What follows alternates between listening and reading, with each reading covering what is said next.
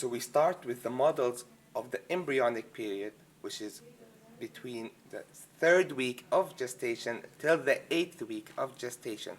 This is where most organogenesis takes place, and by the end of the 8th week, we can identify the structures in this time frame.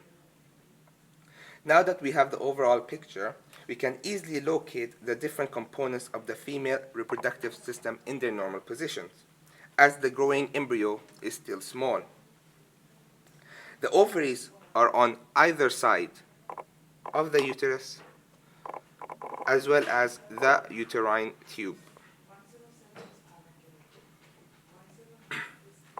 The embryo is growing within the uterine cavity, and if we move inferiorly through the internal os, we can locate the cervix that forms the cervical canal facilitating labor, and the external os, which leads to the vagina, clearly shown here.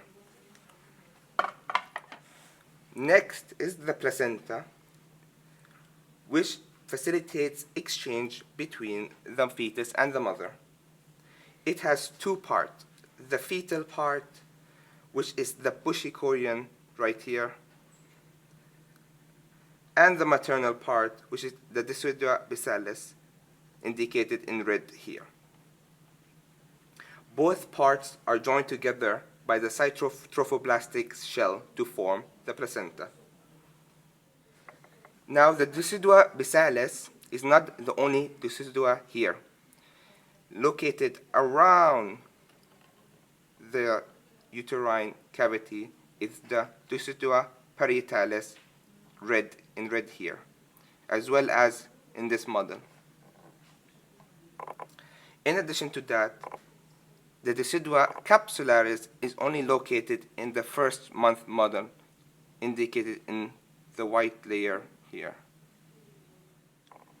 As the embryo grows, the decidua capsularis fuses with the decidua parietalis to form one single layer. In addition to that, the white part indicated here is the amnion layer.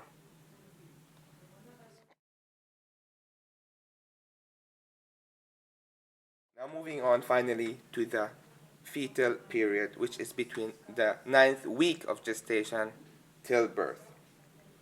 The model shows the 7th month of gestation, and like before, we will be moving step by step. So first, we start with the ovaries here. And as you can see, due to the growth of the uterus, it seemed to be quite displaced compared to the other periods before it. But visible here also, lateral to the uterus, likewise, is the uterine tube.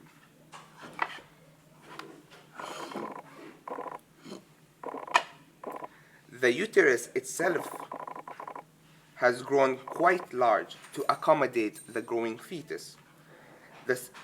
And moving inferiorly to the internal os, we can see from here starting the cervical canal till the external os in the cervix itself. And continuing down is the vagina after this point. Now, to reiterate the placenta position in this specific specimen,